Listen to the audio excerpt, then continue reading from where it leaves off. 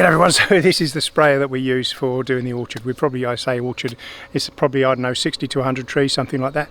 And all we do is we just zip round with this. It's real quick and easy, probably 20 minutes or so, and we've pretty much got the whole place sprayed. But we had a bit of an issue with the tree on top of the pump itself, and we were leaking on one of the joints. It was just cracked, so I just replaced it, or I typically use the hydraulic fittings. I've got the knuckle, or the actual joint that will rotate onto the thread, so it's easier, they're easy to use, they last longer, they take more pressure, they're a bit more expensive unfortunately, but they're just, you put it on once and pretty much that's it. The old ones were like a brass compound.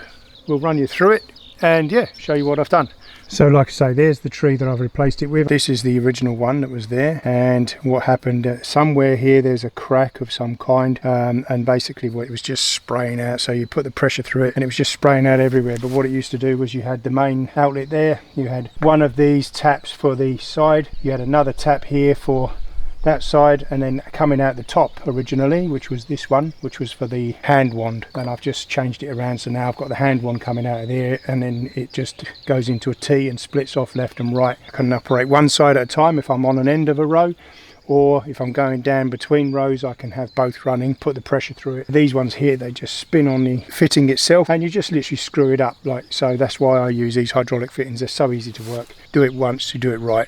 And this here is what controls the pressure itself that's running through it.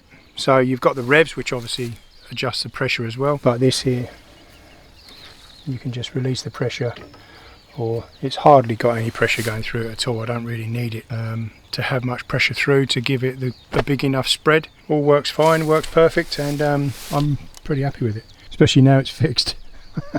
I'm just cleaning up the actual spray heads. I get a bit of gunk in when they're just sitting there, so I'm just cleaning that. We've got one that's, hasn't got anything coming out of it at all, so I'll just take you over and we'll sort that out, and then we'll show you it running. So like I say, we're not doing this on a commercial basis.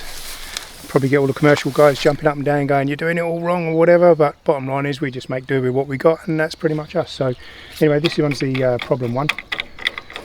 So you just want to make sure all of this is all cleaned out, and the hole itself there's a little tiny hole in the middle there that just makes sure that's been. We've got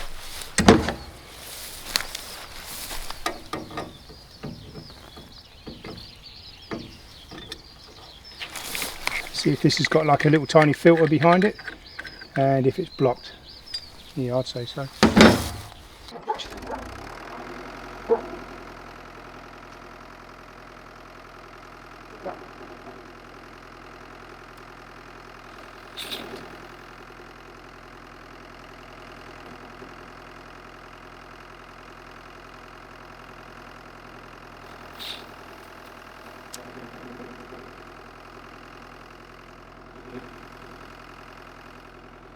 Well, I'd say it's we've got stuff coming out of it now, so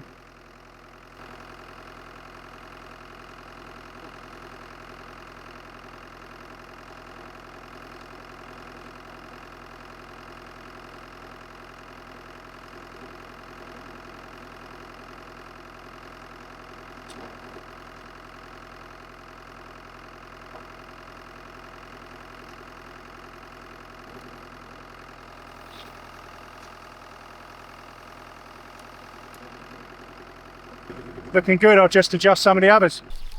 So all I've done there is I've wound that thread out, that bolt out if you like, and then I've taken that lock nut, done it up to here, and then some of these I've screwed in, but what I'm going to do is get some thread lock, put it on the end, and then rotate these out until it sits on the ends like this, and yeah, but that's pretty much all you do.